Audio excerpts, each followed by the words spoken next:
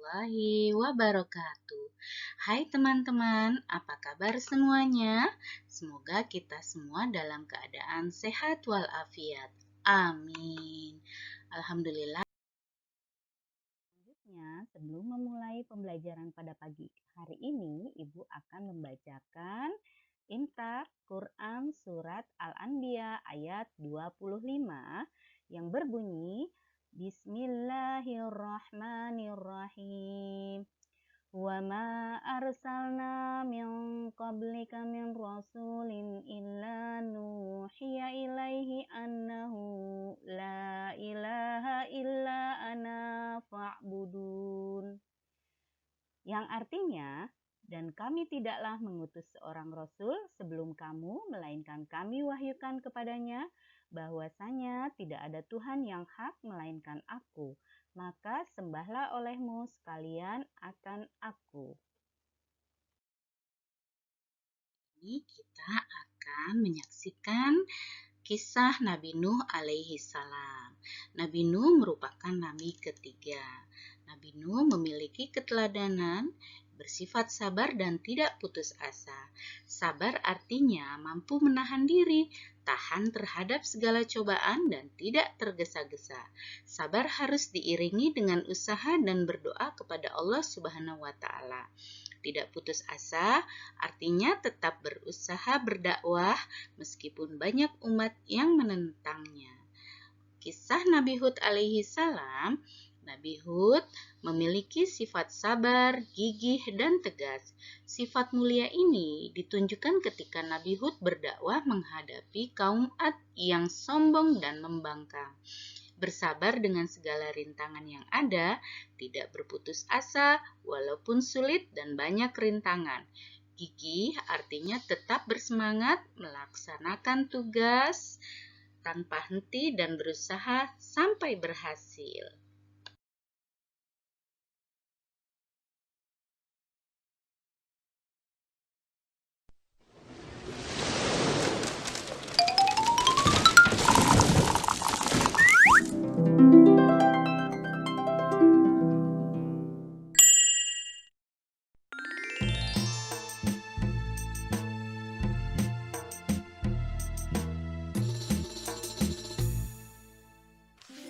Kisah Nabi Nuh alaihi salam.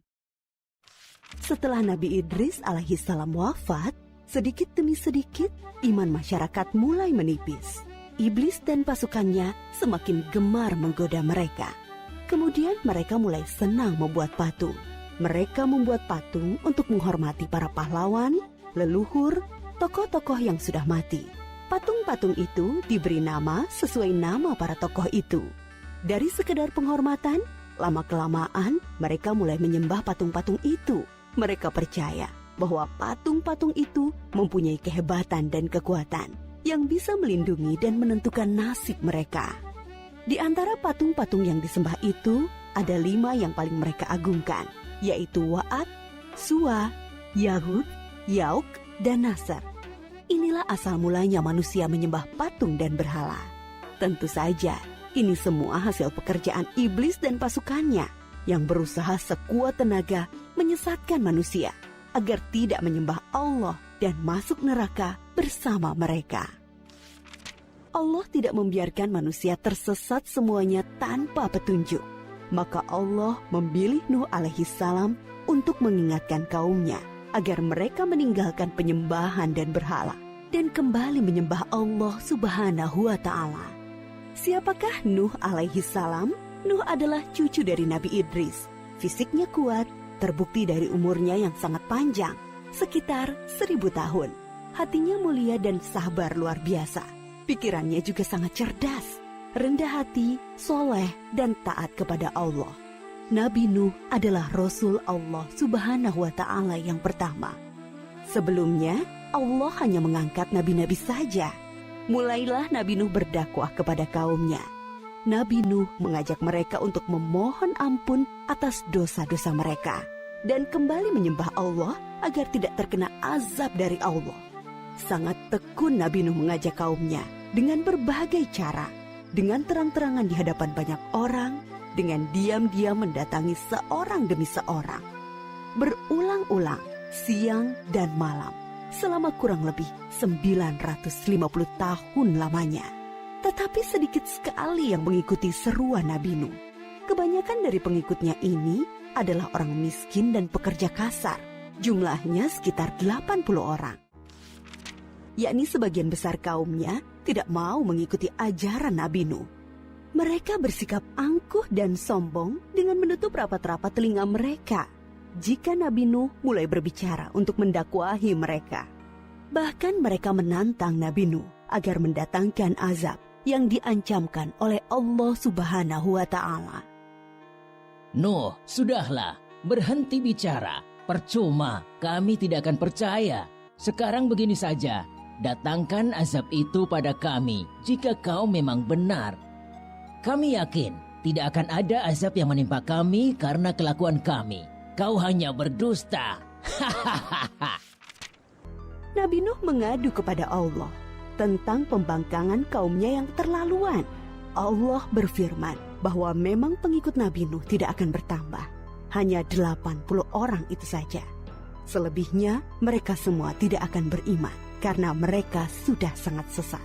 Setelah jelas ketetapan Allah bahwa orang-orang itu tidak akan beriman, maka Nabi Nuh memohon kepada Allah. Tuhanku, musnahkanlah seluruh orang durhaka itu dari muka bumi.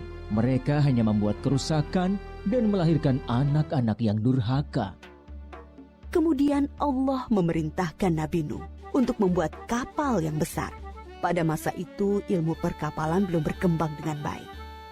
Allah mengajarkan ilmu itu kepada Nabi Nuh. Maka Nabi Nuh bersama pengikutnya membuat kapal besar terbuat dari kayu. Kayu itu didapati dari pohon-pohon di hutan di sekitar mereka. Ejekan kaum Nabi Nuh semakin menjadi-jadi melihat pembuatan kapal itu terasa aneh bagi mereka. Apalagi mereka tinggal jauh dari laut. Lihatlah, Terbukti bahwa Nuh gila apa itu? Bikin kapal ya? untuk berlayar di hutan.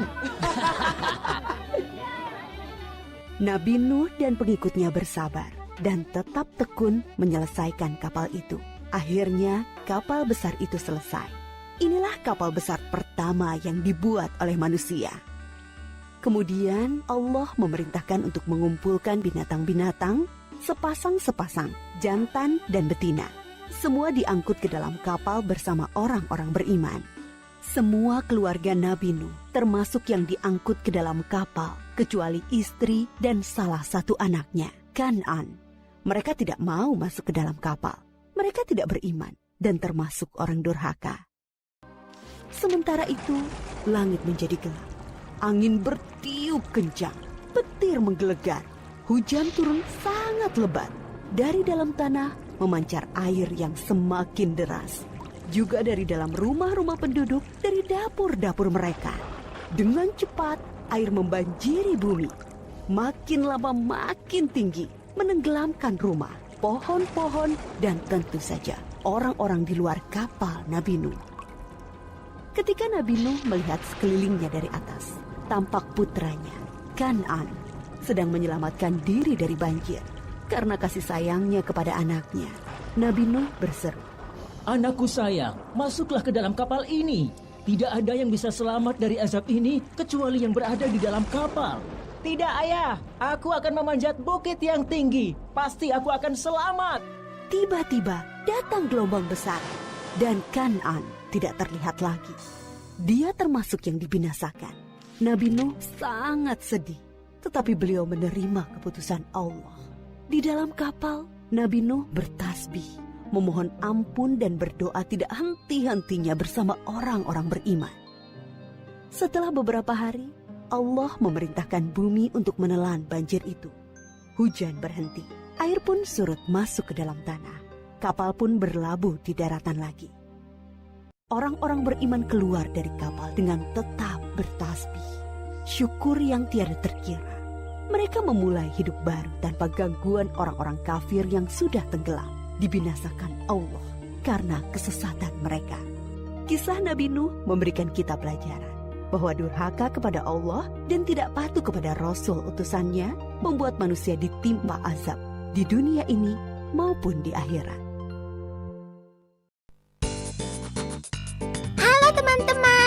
subscribe di tombol merah di bawah ini ya. Like dan share juga di media sosial teman-teman. Dan satu lagi, isi komentar, usulan, atau saran juga ya. Terima kasih. Nah, selanjutnya kita akan menyaksikan kisah Nabi Hud alaihi salam.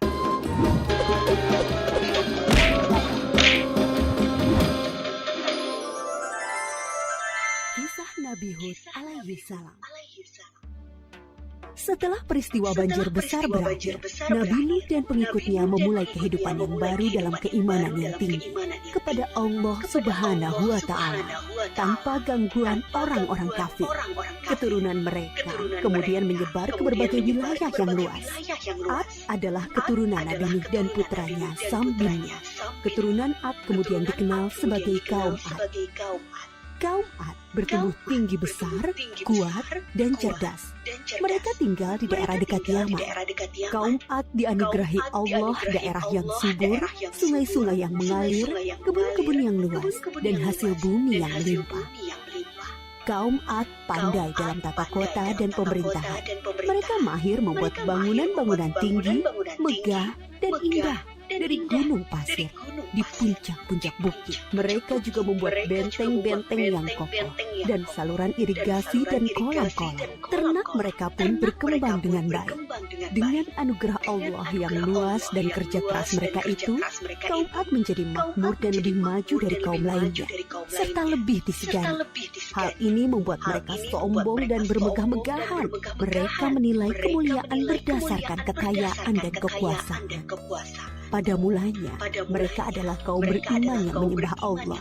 Lama-kelamaan, mereka mulai menyembah berhala dan patung-patung dari tokoh-tokoh mereka. Berhala yang mereka agungkan adalah Syamud dan Al-Hatar. Mereka menyerang kaum-kaum yang lain di sekitar mereka. Mereka selalu menang dalam peperangan.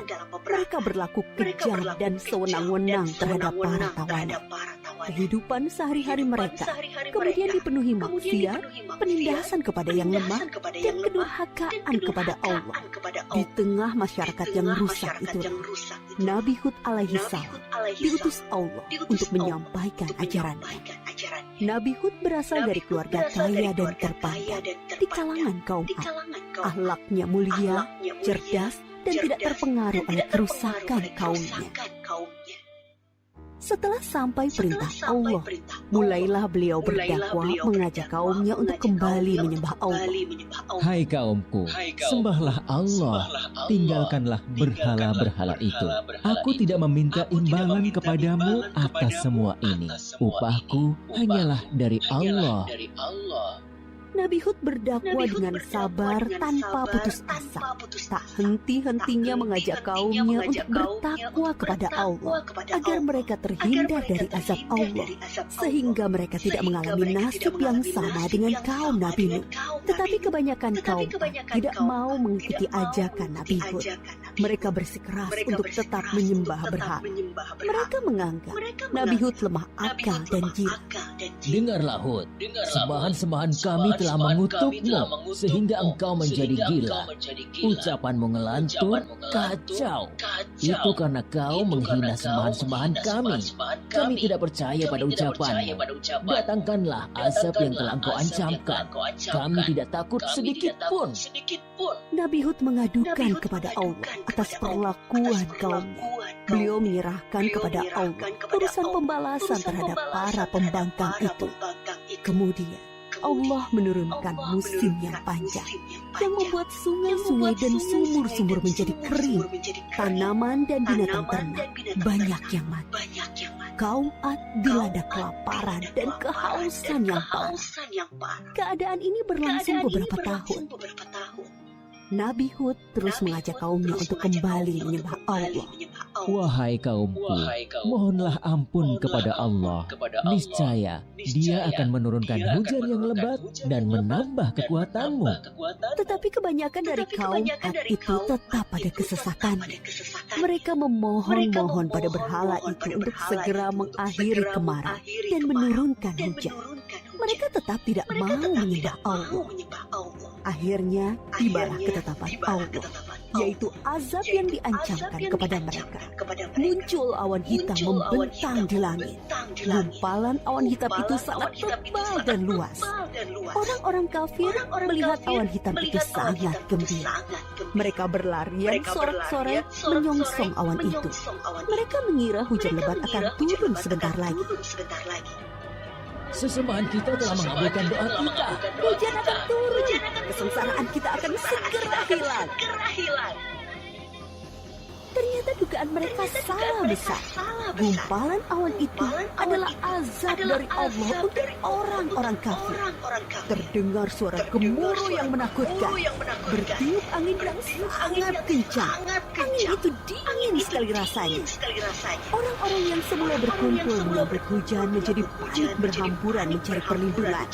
Jerit tangis terdengar di mana-mana.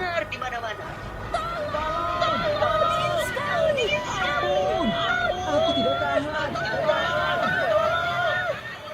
Orang-orang itu putus asa dan menyesal. Tetapi sudah terlambat. Angin dingin itu bertiup luar biasa kencangnya. Selama 7 hari 8 malam. Menumbangkan apa saja yang dilaluinya. Pohon-pohon, gedung-gedung megah, rumah-rumah, patung-patung, berhala. Semua rusak porak-poranda.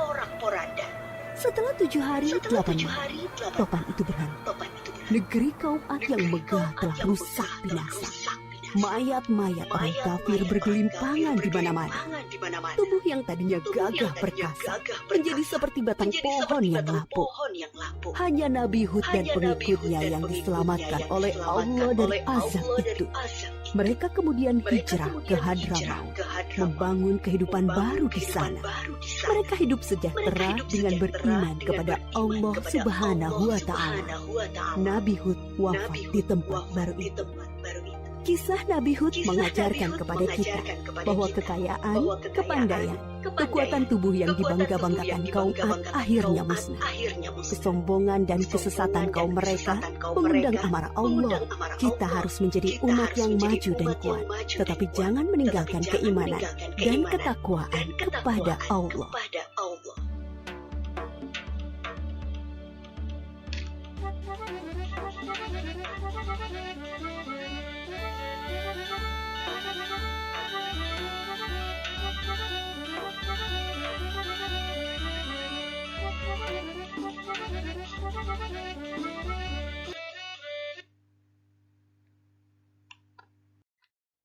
Alhamdulillah, kita sudah menyaksikan kisah Nabi Nuh alaihi salam dan Nabi Hud alaihi salam. Nah, anak-anak, semoga kalian dapat mengambil hikmah dari sifat Nabi Nuh alaihi salam dan Nabi Hud alaihi salam. Selanjutnya, kerjakan tugas LKS di CBT ya.